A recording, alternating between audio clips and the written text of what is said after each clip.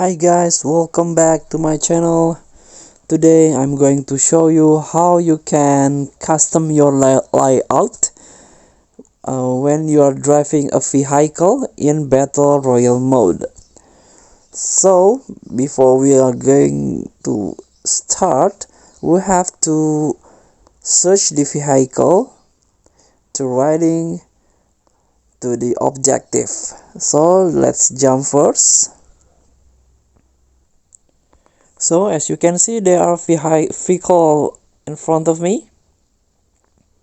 Let's ride. So you can custom this layout by using the setting button.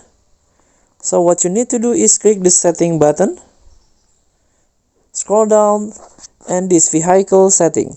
So you can choose your layout.